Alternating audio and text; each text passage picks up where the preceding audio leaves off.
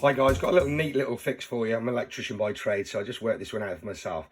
Got a little bit of a problem with my instrument cluster and the lights. When I put the headlights on, I can't seem to get any lights, or I get one on the speedo. So as you can see underneath the back here, you have got two metallic strips there, and I've bought these aftermarket little bulbs here, which are LEDs, and they're just not seeming to fit at all very well.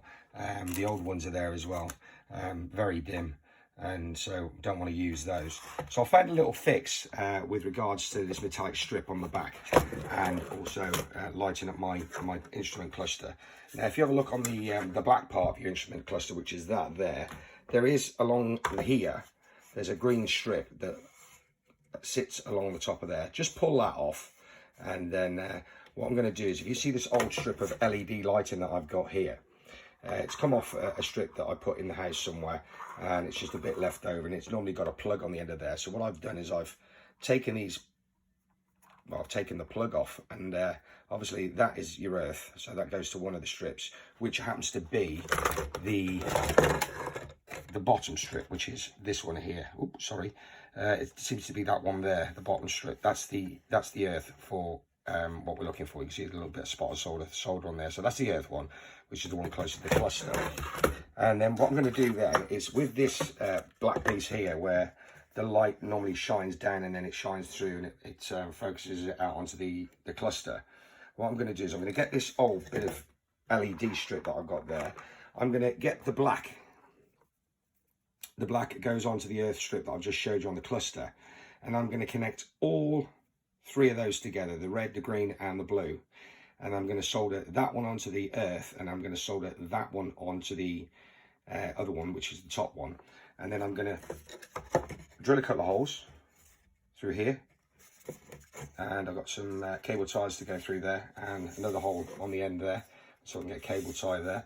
I'll show you what it looks like in a moment's time, and then what we'll do is we'll move on and we'll put it back in the van and have a look at it.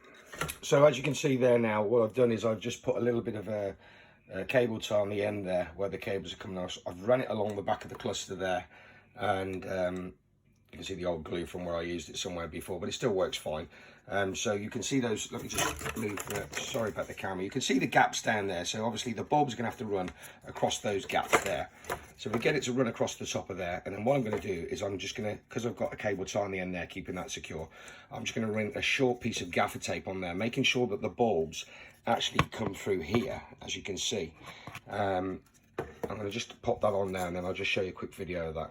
So now, as you can see, I've got the LED strip there. I've got a bit of gaffer tape over the top of it. I find that gaffer tape, I don't like using gaffer tape on jobs like this, but the fact that this instrument cluster does get warm, and gaffer tape tends not to, well, it sticks like something to a blanket, then obviously I've used it, so I don't want to keep falling down or anything like that. So the idea is now is we're going to get a piece of cable, we're going to solder it onto the end of the earth, and then we're going to solder those two together, put those on a clamp, and then we're going to put those to the back bar.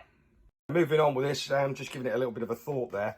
I think the best thing you could do with this is, obviously, you put a bullet on the end of the black one, and then put all the blue, the red and the green together on a bullet as well, because that's going to have to feed through this little gap here.